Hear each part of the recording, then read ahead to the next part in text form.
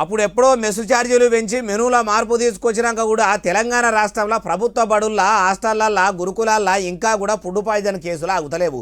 సన్నబియ్యం సర్కారు కూడా పంపిస్తుంటే మరి ఎందుకు కూడు సక్కా పెడతలేరో మళ్ళీ ఫుడ్ పాయిజన్ అయ్యింది అయ్యే బాలన్నా అంటే అయ్యిద్ది. చూసినరా సర్కారు దవాఖాన్ల కడుపు నొప్పితోని బాధపడుతున్న ఈ బుడ్డపిల్లలంతా మంచిర్యాల జిల్లా బెల్లంపల్లిలో ఉన్న ప్రభుత్వ ఎస్సీ బాలికల గురుకులంలా కూడు చక్కగా పెట్టకపోయే వరకల్లా పోరగాళ్ళంతా కడుపు నొప్పితోని శాప పిల్లలు కొట్టుకున్నట్టే కొట్టుకుంటా బాధపడే కాడికి వచ్చిందట.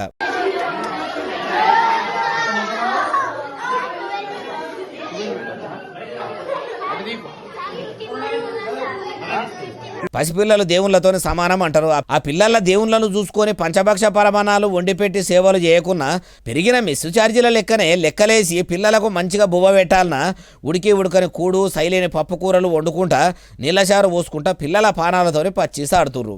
అయ్యా ముఖ్యమంత్రి కం చదువుల మంత్రి యనుమల రేవంతాలు సారు తమరు చూసుకుంటున్న చదువుల శాఖ ఎంత సత్రోలు ఉన్నదో చూస్తుర్రా?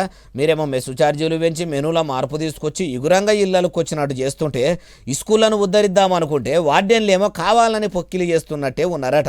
అసొంటోళ్ళ మీద చర్యలు ఎట్లుండాలంటే ఏ హాస్టళ్లనన్నా కూడు చక్కగా పెట్టకుంటే ఇట్లా పిల్లలు దావకాన పాలైతే వాళ్ళను కొలువుల్లోకెళ్ళి తీసేసుడే కాదు యావజ్జీవ కారాగార శిక్షలు వేయాలి. నాన్ బెయిలబుల్ కేసులు పెట్టి జైలుకు పంపుతామంటేనన్నా మార్పు వస్తుందేమో. చదువుల మంత్రిగా ఉన్న మీరే పోలీసు మంత్రి కాబట్టి అసొంటి ఆలోచన చేసి ఎడ్యుకేషన్ డిపార్ట్మెంట్లో అట్లన్నా మార్పు తెచ్చే ప్రయత్నం చేయండి సార్ అంటుర్రు ఈ ముచ్చటిన్నోళ్ళు.